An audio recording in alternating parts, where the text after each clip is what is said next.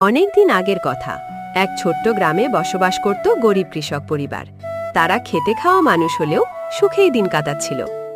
একদিন কৃষক মাঠে জমি খুঁড়তে খুঁড়তে হঠাৎ কোদালে শক্ত কিছুর সাথে ধাক্কা লাগে। খুঁড়ে দেখতে পেল মাটির নিচে পুরনো এক কবর। এইদিকে কৃষক অবাক হয়ে মাটি সরায়, আর এইদিকে সঙ্গে সঙ্গে কবরের ভেতর থেকে ভয়ঙ্কর কণ্ঠস্বর ভেসে আসে। আমাকে ছেড়ে দাও, আমাকে বিরক্ত করো না, আমাকে ছেড়ে দাও বলছি।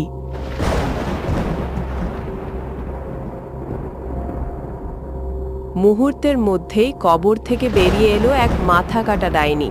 তার শরীর রক্তে ভরা, আর গলায় নেই কোনো মাথা।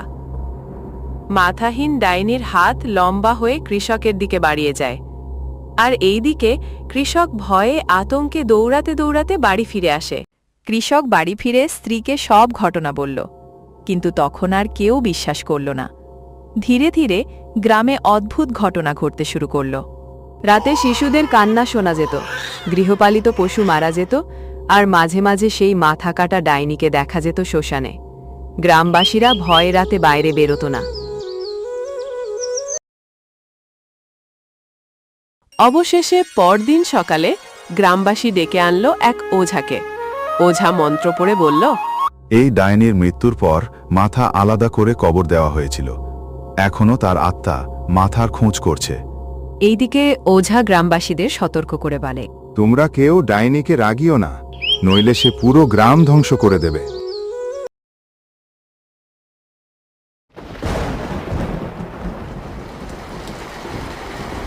সেই রাতে মাথা কাটা ডাইনি ভয়ঙ্কর চিৎকার করতে করতে গ্রামের প্রতিটি ঘরের সামনে এসে দাঁড়ালো।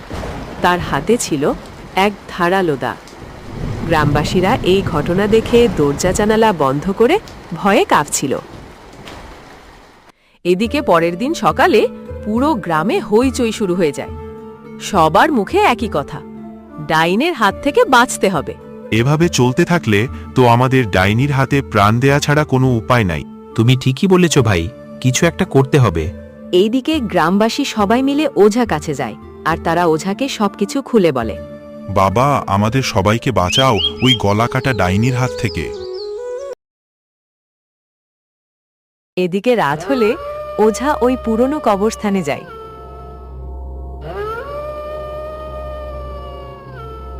আর ওখানে গিয়ে ওঝা মন্ত্র পড়ে আগুন জ্বালিয়ে সেই পুরনো কবরস্থানে মাথা আর শরীর মিলিয়ে দিলেন। মুহূর্তেই ভয়ঙ্কর আগুন জ্বলে উঠল, আর সেই ডাইনি চিৎকার করতে করতে অদৃশ্য হয়ে গেল। এইদিকে আগুন নিভে গেলে আর চারপাশও শান্ত হয়ে যায়। তারপর থেকে গ্রামে আর কখনো মাথা কাটা ডাইনিকে দেখা যায়নি।